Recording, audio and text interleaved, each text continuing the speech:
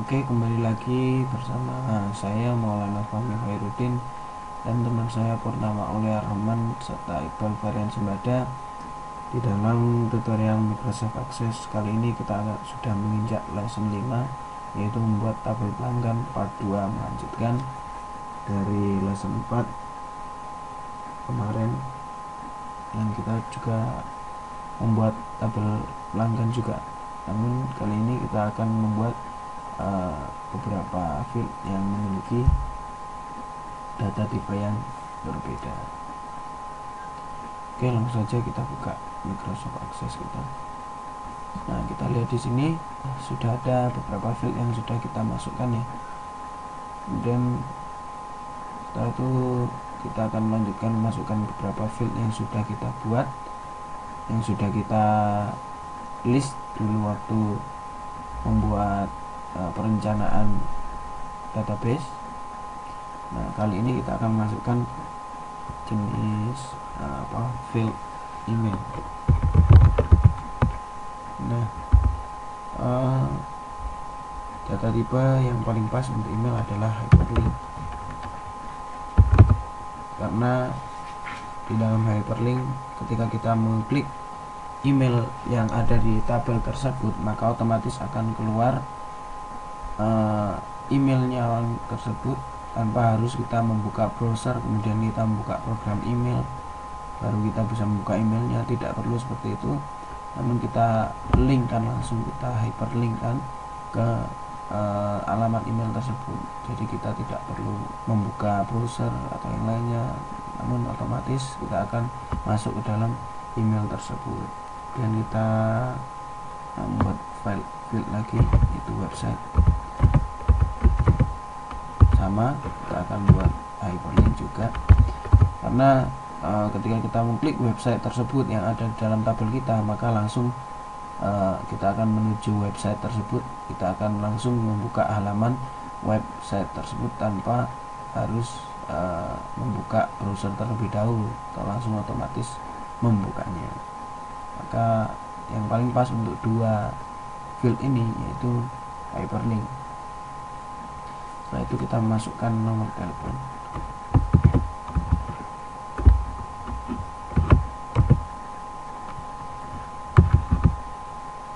Nah, untuk data tipe nomor telepon saya sarankan untuk menggunakan short text saja. Kenapa? Nah, ini dia alasannya, karena di sini saya akan menjelaskan mengapa kita memakai tipe teks atau number. Jadi pertimbangan apa saja yang kita butuhkan untuk membuat data itu bertipe teks atau number. Yang pertama adalah pertimbangan untuk perhitungannya. Jika Anda membutuhkan field ini untuk menjebakkan atau mencari rata-rata, maka gunakanlah tipe number. Selain itu, gunakanlah tipe teks biasa. Jadi kalau Anda hanya memasukkan nomor telepon yang tidak dijumlahkan, kemudian tidak dirata-rata atau tidak dikalkulit lagi, maka gunakanlah teks biasa, jangan gunakan data tipe number. Kemudian pertimbangan lainnya adalah angka 0 di depan, karena untuk beberapa kode seperti zip code seperti ini 09832 atau nomor telepon seperti 0857, seperti kan di Indonesia nomor telepon selalu ada angka 0-nya di depan, selalu ada angka 0-nya di depannya. Nah, gunakanlah jenis tipe teks jika data Anda yang dibutuhkan seperti ini, karena jika menggunakan number maka angka 0 yang di depan ini kemungkinan akan hilang, tidak ada, padahal itu diperlukan. Maka gunakanlah jenis data tipe teks. Atau pertimbangan yang lainnya, terkadang ada kode huruf atau kode angka yang berhuruf. Jadi seperti pin BB, kode pin BB kan ada 12 NYBH 313, itu kan memiliki angka namun juga memiliki huruf. Nah, jika kasusnya seperti ini, maka gunakanlah jenis field tipe teks, jangan gunakan number, karena number tidak menerima huruf, hanya menerima angka saja. Kemudian pertimbangan yang lainnya adalah dari sort ordernya. Jika number, short ordernya adalah 1, 2, 3, 4, 5, 6. Jadi langsung urut dari 1 ke 2, 2 ke 3. Berbeda dengan teks yang cara pengurutannya adalah dari 1, kemudian 10, kemudian 11, kemudian 12. Jadi awalnya, berdasarkan awalnya. Kita lihat di sini awalnya 1, awalnya 10 juga 1, awalnya 11 juga 1, awalnya 12 juga 1. Baru nanti ada 2, kemudian menyusul ada 22, 23 dan seterusnya. Kemudian ada 3, ada 30, 31, 32. Baru mengikuti lagi ada 40, 41, 42 seperti itu. Maka sebaiknya gunakanlah jenis tipe data teks. Oke, kita lanjutkan. Kita akan membuat nomor karyawan.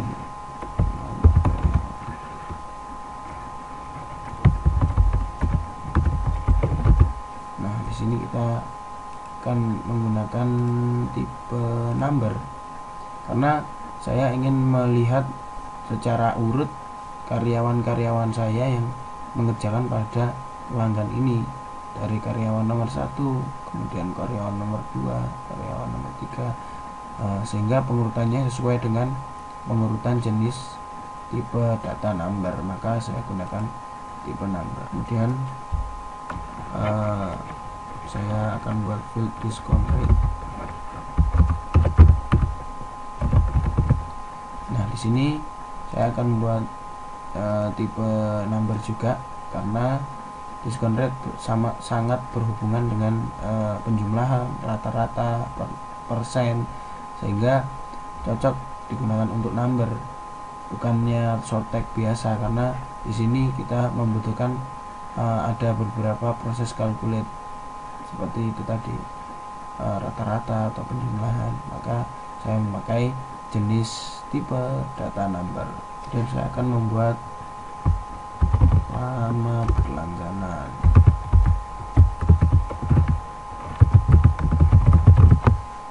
Nah, di sini saya akan menggunakan tipe data date or time, karena di sini menunjukkan sudah sejak berapa lama, berarti itu menunjukkan waktu. Maka yang paling tepat adalah menggunakan date or time. Kemudian saya akan menggunakan batas kredit. Nah, di sini yang paling pas adalah currency, karena di sini berhubungan dengan keuangan, dengan mata uang. Jadi batas-batas kredit pelanggan itu sudah seberapa, itu kan sangat erat berhubungan dengan uang, maka yang paling pas kita gunakan jenis currency. Kemudian saya akan membuat field lagi, yaitu status aktif. Nah, untuk mengetahui pelanggan itu aktif atau tidak, maka yang paling tepat kita gunakan jenis tipe data yes or no, karena di sini kita dengan yes or no kita mengetahui, tinggal mengeklik saja apakah orang itu masih aktif, pelanggan itu masih aktif atau sudah tidak aktif. Nah, di sini kita akan menggunakan description, di mana di sini tertulis optional, maka boleh ditulis atau tidak. Nah, di sini kita tulis description, yaitu on mailing list.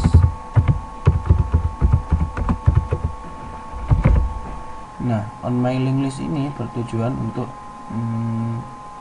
ketika status dari pelanggan ini sudah tidak aktif, maka kita akan mengirimi dia sebuah email, maka kita akan masukkan dia ke dalam list yang akan kita kirimi email. Kita tanyakan mengapa dia sudah tidak aktif, seperti itu. Dan kita akan membuat field lagi, yaitu notes. Kali ini kita gunakan long text. karena notes adalah beberapa kebutuhan khusus yang dimiliki oleh pelanggan, sehingga mungkin membutuhkan teks yang agak banyak, teks yang agak panjang, sehingga kita gunakan long text saja. Dan yang terakhir kita akan membuat ID pelanggan.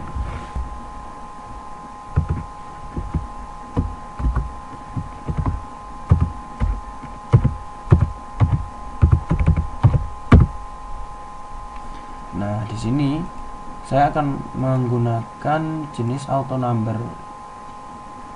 Kenapa saya menggunakan auto number? Karena di sini akan langsung keluar jika kita tulis 1, maka nanti akan bawahnya ketika kita menulis tabel yang ada di bawahnya, maka langsung keluar 2, 3, 4, 5, dan tidak ada satu record pun yang memiliki number yang sama, karena kita menggunakan ID pelanggan sebagai acuan kita, sebagai pedoman kita mana pelanggan tersebut, karena kita tidak bisa menggunakan acuan tersebut dengan namanya saja, karena kita tahu banyak orang yang memiliki nama yang sama seperti John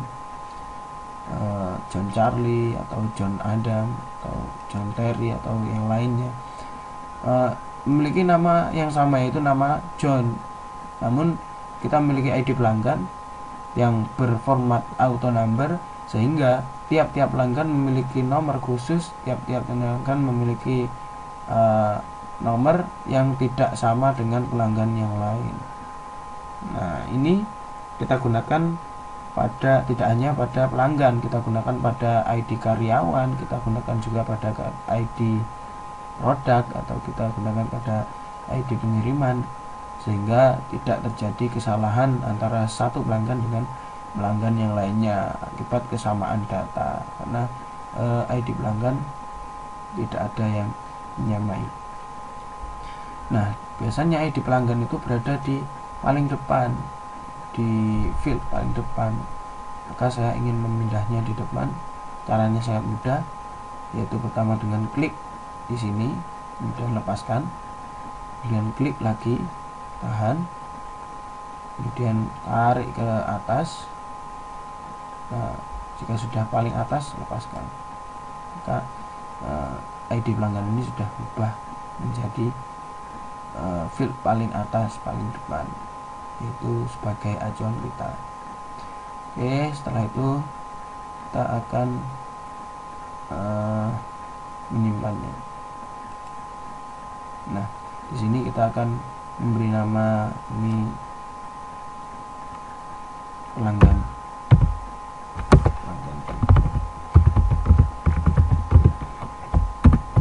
Nah, di sini saya akan memberi nama pelanggan T.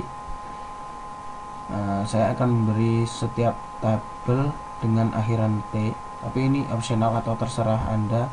Mungkin Anda ingin menggunakan pelanggan T seperti ini, tidak masalah, atau Anda ingin menggunakan tabel pelanggan seperti ini, TBL pelanggan, tidak masalah. Yang penting tidak ada spasi di antara ini yang menyulitkan kita nanti dalam proses SQL atau proses makro. Kita kembali. Nah, setelah itu kita klik OK. Nah, there is no primary key defined. Maka di sini kita tidak ada primary key. A table must have a primary key. Maksudnya semua table harus memiliki primary key, maka kita harus memasukkan primary key tersebut. Nah, di sini kita biasanya memasukkan primary key di ID pelanggan, karena di dalam data ini, di dalam data ID pelanggan tidak ada satupun data yang sama, berbeda dengan nama belakang, nama depan. Mungkin ada beberapa pelanggan memiliki data yang sama, begitu dengan alamat atau kecamatan, namun dengan ID pelanggan tidak ada yang sama, maka kita gunakan ini sebagai primary key kita. Setelah kita beri primary key, ini tampak di sini. Jika kita ingin menghapusnya, maka kita klik kanan, kemudian kita klik primary key, maka sudah terhapus. Atau kita mencet yang di sini, di ribbon di sini, kemudian kita klik primary key, maka akan muncul lagi di sini. Kenapa tadi saya langsung meng-save-nya tanpa memberi primary key? Ini menunjukkan bahwa kita sering lupa, sering lupa atau tidak menambahkan primary key terlebih dahulu, maka di dalam akses otomatis akan ditanyai atau mana primary key-nya, sehingga kita jika lupa pun kita bisa ingat dan menuliskan primary key tersebut. Nah, kita close, kita save, maka di sini akan terdapat tabel pelanggan. Di sini dapat ID, nama depan, nama belakang, alamat, kecamatan, dan seterusnya. Oke, terima kasih. Kali ini itu saja lesson 5. Apabila ada kurang lebihnya, kami mohon maaf yang sebesar-besarnya. Akhir kalam, wassalamualaikum warahmatullahi wabarakatuh.